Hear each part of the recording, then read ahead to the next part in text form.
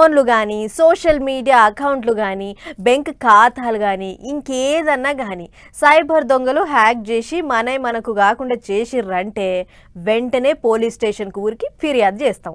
జరిగిన కథ మొత్తం కాగితం మీద రాసిస్తే రంగంలకు దిగుతారు పోలీసోళ్ళు. కానీ ఆ పోలీసులకే పెబ్బైన హోంమంత్రి ఖాతాను కూడా హ్యాక్ చేసిర్రట సైబర్ దొంగలు. పాన్రి ఇంకా ఇచ్చంతరమైన ముచ్చటేందో మనం కూడా చూద్దాం. ఈ సైబర్ దొంగలు మొదలారా ఏం మోపైరమ్మా, మామూలు జనాలను ఇచ్చిపెడతలేరు, అధికారులను ఇచ్చిపెడతలేరు, ఆఖరికి మంత్రులను సుధా ఇచ్చిపెడతలేరు. ఇక చూడరే, చివరికి వాళ్ళ చేతులల్లో ఏపీ హోంమంత్రి అనితక ఐడి సుధా బలైంది. మరి ఈ ఉద్దారకం చేసినోడు ఎవడో ఏమో గాని అక్క ట్విట్టర్ ఖాతా అక్కకు దక్కకుండా చేసిరాట.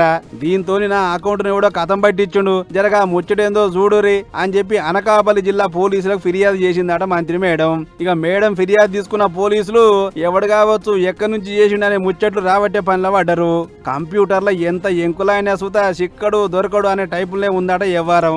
అన్నట్లు ఈ ఐడి హ్యాక్ కథ అటు ఇటు పోయి ఇటు నెటిజన్లకు ఎరకైంది. ఇక వాళ్ళు ఊకుంటారా, నానా తీర్లా కామెంట్లు పెట్టి కూడా మస్తు తిప్పుతున్నారు నీ ముచ్చట్ను.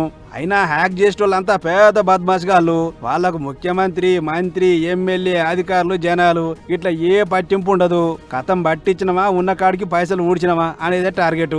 అందుకే ఇట్లా చేసి ఉంటారు. ఏదేమైనా ఓ రాష్ట్ర పోలీసులందరికీ పెద్ద హోంమంత్రి.